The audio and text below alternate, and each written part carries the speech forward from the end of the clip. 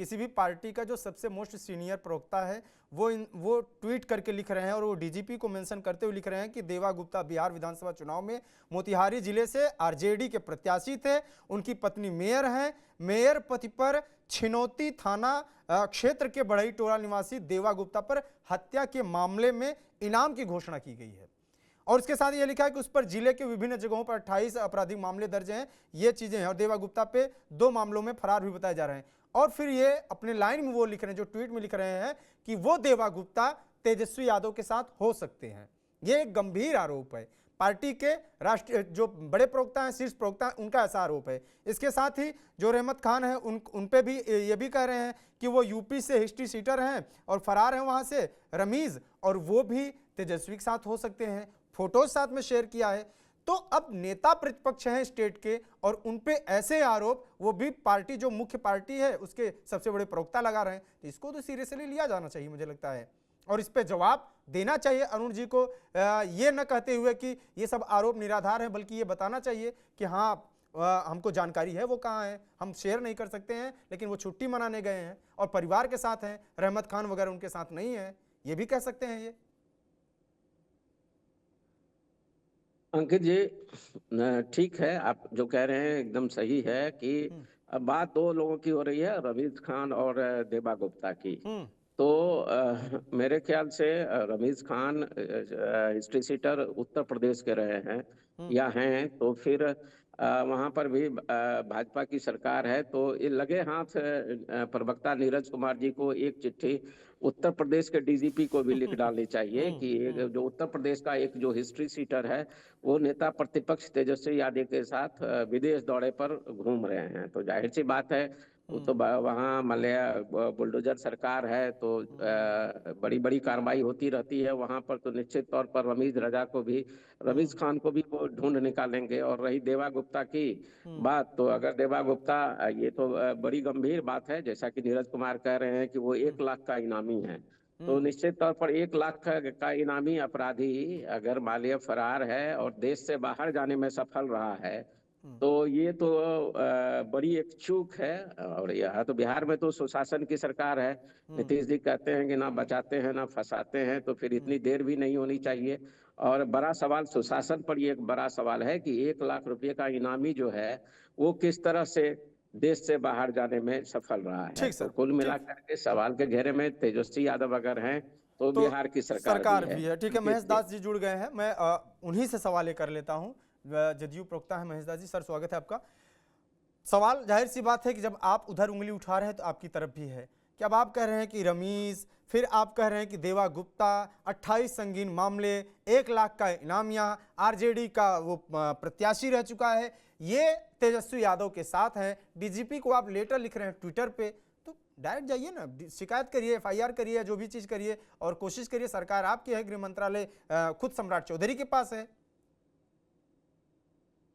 देखिए अंकित जी, हमने आशंका जाहिर किया और मोतिहारी की पुलिस उनपे 26 आरोप है, और 26 आरोप के कारण उनपे वहां के पुलिस जो है इनामी घोषित किया है 1 लाख रुपया कि कोई भी लोग उनको अगर पुलिस के हवाले करेगी तो उनको 1 लाख रुपया दिया जाएगा। और ये तेजस्वी यादव जी और जो नेमतुल्ला खान के बारे में कहा जा रहा है, ये तो उनके घर में रहते हैं। ये हमने आशंका जाहिर किया है, इसीलिए तो हमारे आदरणीय मुख्य प्रवक्ता नीरज जी ने इस चीज का डीजीपी से अपना आपत्ति दर्ज कराया है कि भाई इसका ख्याल रखा जाए। ऐसे टाइप लोग भी तो नहीं है, राजद के लोग तो ये भी स्पष्ट नहीं बता पाते हैं कि उनके नेता कहाँ गए हुए हैं। ये ऐसे गैर जिम्मेदार, हम लोग भी चाहते हैं कि विपक्ष के नेता हमारे मतलब हम नहीं चाहते हैं कि विपक्ष के नेता ना रहे, हम चाहते हैं कि एक गैर जिम्मेदार विपक्ष के नेता जो है वो अपनी जिम्मेदारी निभाएं। ऐसा गैर जिम्मेदार अगर विपक्ष के नेता हो जाएगा तो फिर क्या होगा। हमने तो अपना पूरी जिम्मेदारी सरकार की तरफ से निभाई रहे। वो कह रहे हैं कि हम जिम्मेदारी निभाएंगे, 4 महीने बीतने दीजिए, थोड़ा सा सरकार कामकाज देख लेते हैं कि आप कितना रोजगार दे रहे हैं, 5 लाख रोजगार दे रहे हैं, कितना दे रहे हैं, फिर हम आएंगे। हमारी विपक्ष की जिम्मेदारी क्या है? विरोध करना है। तो अभी तो सरकार ही बनी है, अभी कैसे जिम्मेदारी निभाएंगे? कुछ समय बिताएंगे तब ना विरोध करने आएंगे सड़क पे या विधानसभा में। पक्ष की उपस्थिति अनिवार्य नहीं थी क्या?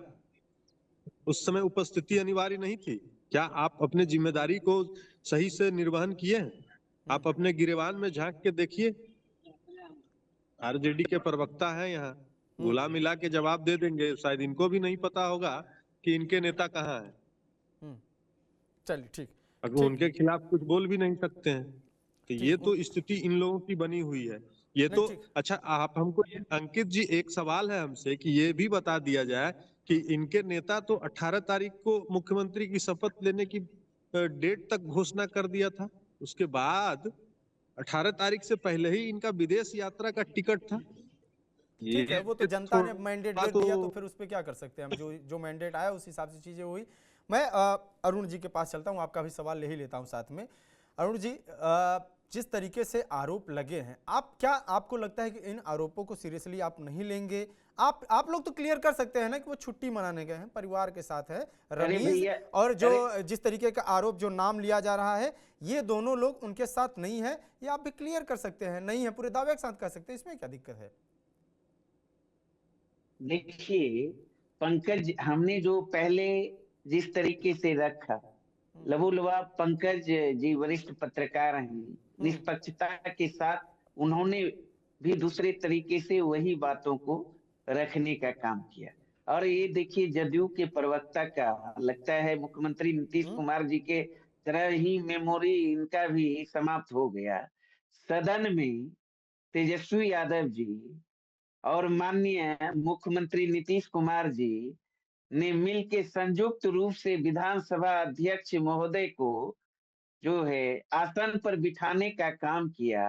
और उसके बाद सदन में तेजस्वी यादव जी ने नेता प्रतिपक्ष की हैसियत से शुभकामना देते हुए उन्होंने स्पष्ट कहा कि हम जिन मुद्दों को लेकर बिहार की जनता के बीच गए थे, बेरोजगारी का, महंगाई का, गरीबी का, भ्रष्टाचार का, अपराध का, नौकरी का, रोजगार का, वो सवाल बिहार में बना हुआ है, यथावत ठीक है सर, वो ठीक है। और हम उम्मीद करते हैं, सुन लीजिए ना, अरे सुन लीजिए ना, आप सुन तो लीजिए। बीच में जैसे मैं सवाल करता हूं तो फिर आप उसको अरे सुनिए ना, बताइए। फिर वह सवाल का जवाब दे रहा हूँ।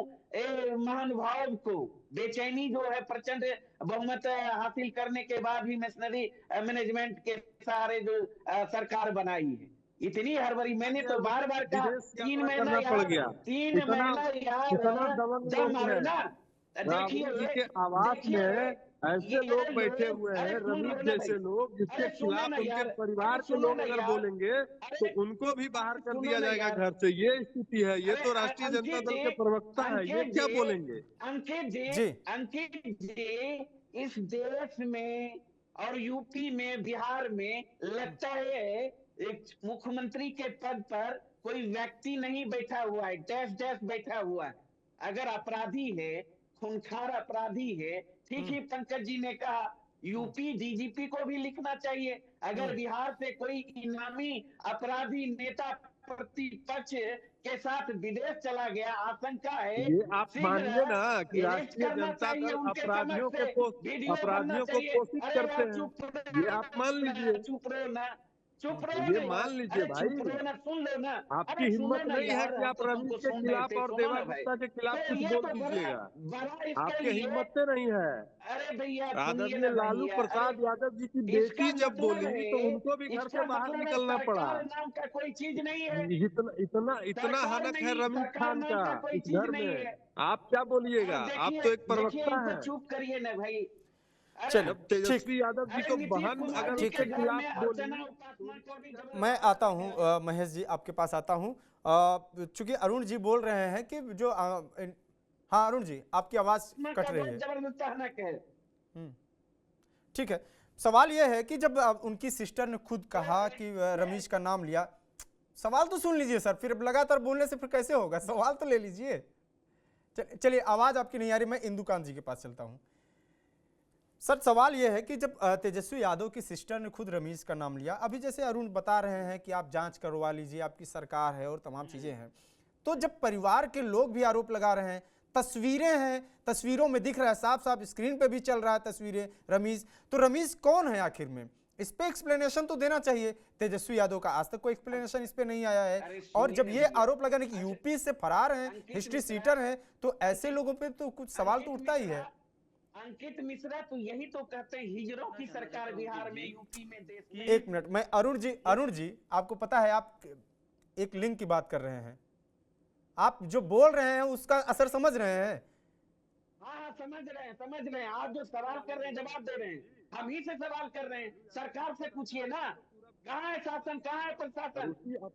करने वाले की नौटंकी कर रहे ये हो। प्रवक्ता है। मतलब आप कहना चाहते हैं कि जो जिस शब्द का यूज किया आपने, इनकी स्थिति वही है। लेटर लिख, अब वो उसी तरह बजाइए आप, कोई पॉइंट नहीं है। जनता ने तो रिजेक्ट कर ही दिया है, क्योंकि आप सभी को अपमानित करने वाले लोग हैं। तुम सरकार जो में बिहार हो, को अपमानित अरे करता जनता है, तो मेरे साथ है। उसके साथ यही होता है। राष्ट्रीय जनता दल गुंडा पार्टी है, गुंडा को पोषित करता है, अपराधियों को अपने घर में रखता है। ये पूरा देश जानता है। इसीलिए बिहार की जनता ने आपको रिजेक्ट कर दिया। तेजस्वी यादव जी है। आप गुंडे को अपने घर में रखते हैं, अपराधियों को अपने घर में रखते हैं। चलिए कोई मतलब नहीं, इस बहस का कोई मतलब नहीं है, पहली चीज। दूसरी चीज ये कि मैं अपने दर्शकों को भी ये बता देना चाहता हूं कि ट्रांसजेंडर्स जो है उनके लिए गाली शब्द है कि हिंजड़ों की सरकार है, ये शब्द गाली है, क्योंकि उस समाज को क्या वो कमजोर नहीं है, वो भी विधानसभा चुनाव लड़ेंगे, वो लोकतांत्रिक देश है, वो प्रधानमंत्री बन सकते हैं, सरकार चला सकते हैं, सब कुछ कर सकते हैं। तो ऐसे शब्दों का हम कहीं भी कोई सपोर्ट नहीं करते हैं और ये गलत शब्द है।